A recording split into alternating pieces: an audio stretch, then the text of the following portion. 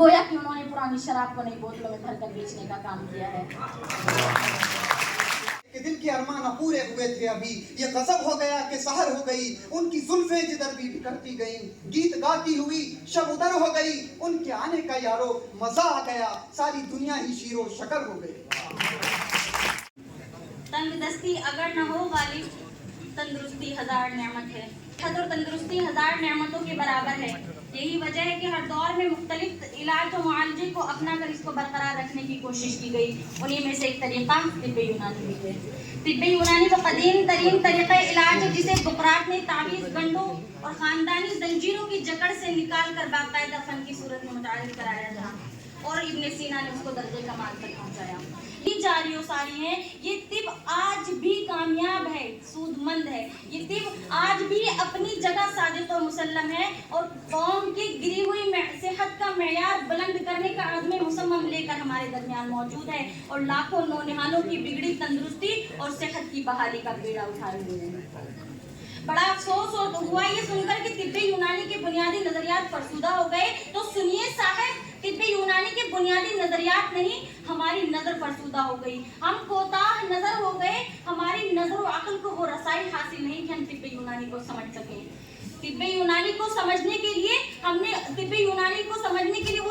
वो अक्ल हमारे पास मुयस्सर नहीं। तिब्बे यूनानी को हम आज दौरे जदीद में उसका तारुफ कराने से नाकाम रहे, हम अपनी पेथी का तारुफ कराने में नाकाम रहे, उसको वो पजीर रसाई दिलाने से कासिर रहे।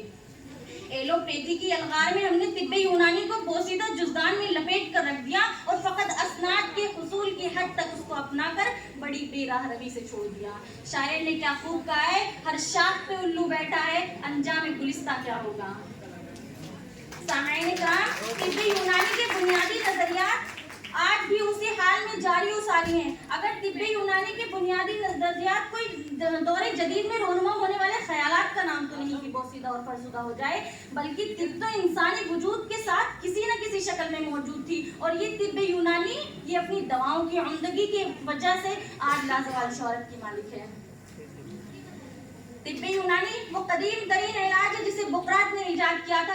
दौरे जदीद के मुआलिजीन तिब्बे यूनानी के तरीक़े को अपना रहे हैं। अगर वो मुखालिफ होते तो 2500 साल कबल बुकरात इत्तिफाक करते नजर नहीं आते। वो तिब्बे यूनानी के नजरिए इलाज को अपनाते नजर नहीं आते, जिसकी जीती जागती मिसाल हिजामा है। हिजामा जो आज जदीद मेडिकल साइंस की जान और शान बनी हुई है, दर हकीकत तिब्बे यूनानी की बतनी औलाद है।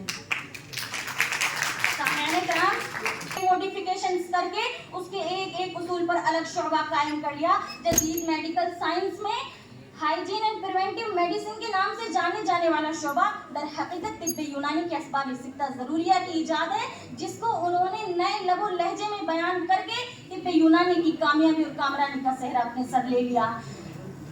गोया कि उन्होंने पुरानी शराब को नई बोतलों में भरकर बेचने का काम किया है। जिंदगी के लिए है, जिंदगी खाने के लिए नहीं है। आज पूरी दुनिया इसको मानती है कि खाना हमारी जिंदगी के लिए। आज हम उसको देखें मॉडर्न साइंस के एतबार से तो यकीनन उसके पैमानों में पूरे तौर पे उतरती हुई सामने नजर आती है। फिर इलाज भी दवा है। इलाज भी दवा क्या है? ये बहुत ही आसानी से जो दवाएं हमारे इर्द गिर्द पाई जाती हैं, सस्ती हैं, आसान हैं, सहलुल हुसूल हैं, उनको बताया। इब्ने क़य्यिम कहते हैं, आलिजू मर्दाकुम बिअक़ाक़िर बलदिकुम, अपने मरीजों का इलाज अपने इलाके में पाई जाने वाली अद्विया से किया करो, क्योंकि ये आसान है, सस्ती हैं। तो तिब्बे यूनानी का ये तरीका आज भी राइज है और इससे जो है बहुत ही खातिर ख्वाह इफादा है। जो आज सर्जरी है उसकी बुनियाद यूनानी अतिबा ने रखी है। इब्ने सीना यूनानी का इतना बड़ा हकीम है और उसकी अफसलियत के तहत जो है विलियम ओस्लर ने ये बात कही थी कि उसकी कानून के बारे में कि the most famous book ever written, कि सबसे ज्यादा मशहूर किताब जो तिब्बी दुनिया में हुई वो इब्ने सीना की कानून है। और विलियम हार्वे अपने शागिर्द और अपने वारिस विलियम हार्वे से कहता है कि तुम जो है अगर तुम्हें इल्म तिब हासिल करना है तो जाओ इब्ने सीना को पढ़ो। और यूनानी तिब उन्होंने इब्ने सीना का सिस्टम ऑफ मेडिसिन कहा है, ये उसी की बुनियाद रखी हुई दवा है। तो हमारा तिब्बत और आयुर्वेदा मुकम्मल हो चुके और उनमें अब कोई इनकलाब नहीं आ सकता और उनमें कोई रिसर्च नहीं हो सकती। ये पूरे तौर पर गलत बात है। शायद वो शख्स तिब्बे यूनानी से भी नावाकिफ है और आयुर्वेदा से भी नावाकिफ है। तो ये तिब्बे यूनानी के ख्यालात फरसूदा नहीं हुए, बल्कि रहती दुनिया तक उन उसूलों पर अगर हम रिसर्च करते रहें तो हमारे सामने वो ख्यालात आते रहेंगे जो हमें ये बताते रहेंगे कि तिब्बे यूनानी कल भी जिंदा था और तिब्बे यूनानी आज भी जिंदा है कि दिल के अरमान पूरे हुए थे अभी, ये गजब हो गया कि सहर हो गई, उनकी जुल्फें जिधर भी बिखरती गई, गीत गाती हुई शब उधर हो गई, उनके आने का यारो मजा आ गया, सारी दुनिया ही शीरो शकर हो गई। का मिजाज तो मालूम नहीं, उसूल इलाज की खबर नहीं, इल्ला माशाअल्लाह। अगर कोई इक्का दुक्का खानदानी हकीम इस बात का दावा करे कि वो किसी पहलू को अपनाए हुए है, तो मैं कहता हूँ कि वो बुकरात के उस नजरिए की मुखालफत कर रहा है कि जिसने इस इल्म को खानदानी हुदूद से निकालकर हर उस शख्स के लिए आम कर दिया था जो हासिल करना चाहे, वो उसको अपना खानदानी वर्षा समझकर अपने खानदान तक महदूद कर रखा है। मिजाज के एतबार से भी ये अखलाकी है तो वो तमाम की तमाम चीजें खारिज हो जाएंगी और वो जो है तमाम बदन में उसके असरात दिखने लगेंगे। तो जनाब सदर मैं ये भी कहना चाहूँगा कि बुकरात ने जो नजरिया दिया था कि जो है परिंदों की तरह खाओ, तो परिंदों की तरह खाओ, तो जनाब सदर ये है कि बुकरात ने 1500 साल पहले ये कहा था, लेकिन आज की मॉडर्न एरा इस बात पे तस्लीम कर रही है, आज उसको वो डाइटोथेरेपी का नाम दे रही है।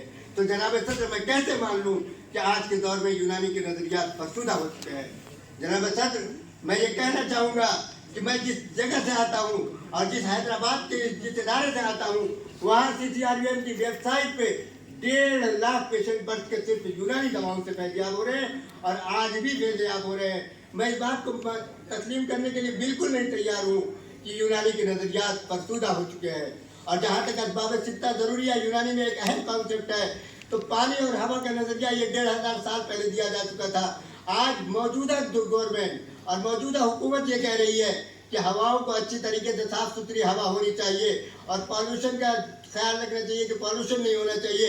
ये 1500 साल पहले लोगों ने कह दिया था, लेकिन आज मौजूदा हुकूमत और मोदी गवर्नमेंट भी कह रही है कि पानी घर घर पहुंचाओ।